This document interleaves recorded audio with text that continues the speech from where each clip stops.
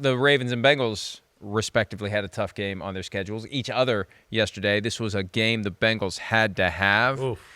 The Ravens trying to stave off Cincinnati. Those division games, I love them. It's that 2-game swing, right? What a difference if you win. What a difference if you lose. They go to overtime. The Bengals had a chance to win it. 53-yard field goal try. Terrible hold. The hand was right down there. I thought, hey, the ball's bad, but the guy's fingers probably through the uprights after that kick from Evan McPherson. And then the Ravens turn around on the next play. They get themselves in field goal position. But what a hard-fought battle. 9 touchdowns total between Lamar Jackson and Joe Burrow. Burrow said last week he would need to be perfect, and he wasn't. Borderline. He was borderline. Borderline. And even then, the defense, like I heard Tony Dungy saying this last night, I think, this is the AFC North. Where the hell is the defense? Yeah. It's predicated on defense. And these offenses, and, it's funny, all of September, where are the offenses? Where are the offenses? Now we're in October, and it's an explosion because September is the de facto preseason for October, November, December. Right, and it usually takes the offense longer to kind of start hitting on all cylinders than it is a defense, and I think you're starting to see some of these quarterbacks and offenses, functioning at a higher level, starting to get a little feel or homework on, wait, we've seen this team on defense for 3 or 4 weeks. We got some signs of what they like to do, whatever. I mean, unreal game. It couldn't be more exciting. I would probably argue that was the most exciting game of the NFL this year. Oh, absolutely. Right? Through four this year? weeks. Yeah. This year? This year. I don't know if there was one that pops to me quite that. There were some good ones. We have recency bias. I mean, Thursday night's game was pretty damn exciting. Thursday night was great. The Eagles-Falcons game was pretty exciting. It was. I still think this was better. I do. I think with the quarterback play, that's what kind of separated it. And just the big plays we saw from so many different playmakers. I mean, come on. Burrow, Lamar, Derrick Henry, Jamar Chase. I mean, those were special plays we saw yesterday. You asked if this is the week Lamar Jackson's going to throw for 350, and you were wrong. He was 348. 348, yeah. I had a feeling. I had a feeling. But you talking about Joe Burrow having to play perfect, and he was damn close to perfect yesterday. It really was. It was surgical. It was surgical with some tactical bombing in certain points. Here comes one of them right here, I believe. Shoo! But he was great yesterday. They obviously have a feel and know how to attack this Baltimore Ravens defense about as good as anybody in football. We've seen them have some success and make big plays that most people don't make. But, man, I mean, all of it was great except this right here. The slant, up 3 minutes to go. Got a chance to put it away. I give Jamar Chase credit. Did you see what he said? He said, I ran a shitty route for Joe Burrow, and that's why he threw an interception. Way to go for him to man up there. But, yeah, between that and then the missed field goal, in overtime, the Bengals certainly had plenty of chances to put this one away and really put Baltimore in a tough spot at least. And credit to Baltimore. Yeah. They just kept going. Chase had a huge day. 10 catches, 193 yards, 2 touchdowns. Incredible.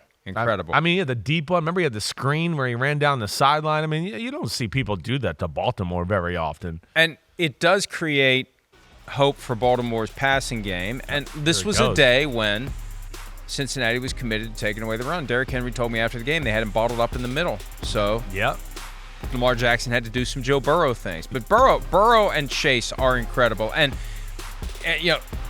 it's so funny to be around you and Devin McCourty because you had Bengals winning the Super Bowl. And Devin is, I don't care that they start slow. Right. One of these years they're going to start slow and they're going to run out of games. Yeah. And that's the thing. Yeah. How many losses? You're 1-4. Right. Where are you at the point where every game is a playoff game? Yeah. And we see a team every year around Thanksgiving slip into that mode of, we got to win the rest of them. And then by the time you get to the playoffs, hey, it's been the playoffs for a month and a half.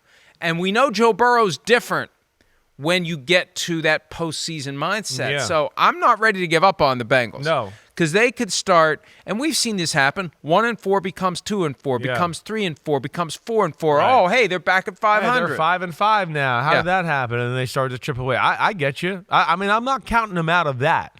But, the fact that I picked them in the Super Bowl and all that, I'm certainly not willing to say they're in one of those teams in the Super Bowl window right now.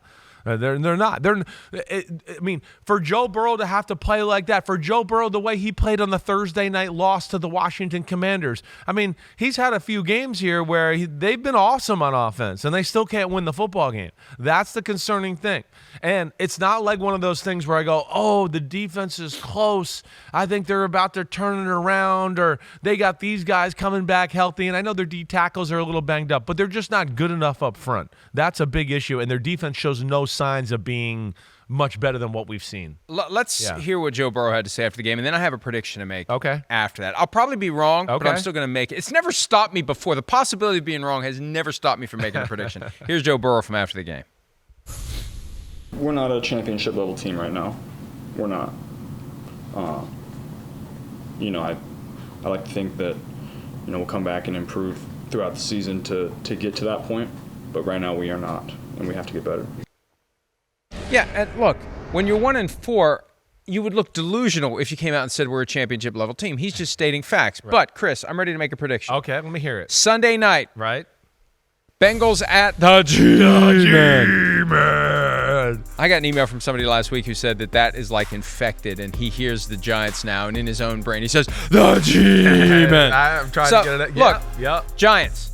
Win. At the Browns, win. But Eagles. You're just giving them a win against the I'm Giants? giving them a win against the Giants. Who are you? Who the hell do you think you are? Okay. All right. At the Browns. You should want your Super Bowl winner to win on Sunday night. At the Browns, there's a win. Eagles coming to town. That's a win. Raiders is a win. They'll be 5-4 when they have the Thursday night reunion, Week 10. The Week 10 back to Baltimore. Don't wear a sleeve on your wrist, Joe. Okay. That's what happened last year. Remember, he had the sleeve on the wrist? Yes. Yeah, one thing I've noticed, every practice report this year, Joe Burrow, full participant, right wrist. Right wrist. Because last year they hit the thing. Right. And then they get mad when people point out that they hit the thing. Yeah, and the NFL exonerated them. Well, there's a freaking surprise. The NFL is going to exonerate somebody who's lying on the injury report. I think they're going to win the next 4. They're going to be 5-4 when they play the Ravens on Thursday Night Football.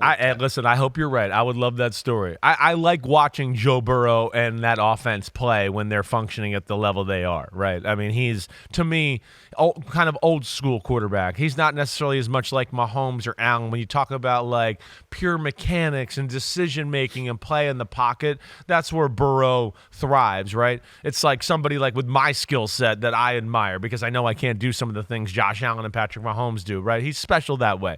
He really is. Hopefully they can do it, but man, their defense worries me, and I don't think it's going to get any better, and I think it's going to be Joe Burrow's going to have to play like this pretty much the whole year. He's having a phenomenal year. I mean, he's really having an MVP caliber number type of year right now, but 1-4 ain't going to get that done. So, yeah, that's an issue, and I don't know what happens with them. They might need to make a trade, do something for the defensive line if they can get back to close to 500 and maybe help them out. We'll see where it goes. But, the Bengals are going to be an offensive, high-flying football team. I think that's the only way they win. Hi, it's Mike Florio. Thanks for watching PFT on YouTube. Hit subscribe for the latest news and analysis from Pro Football Talk.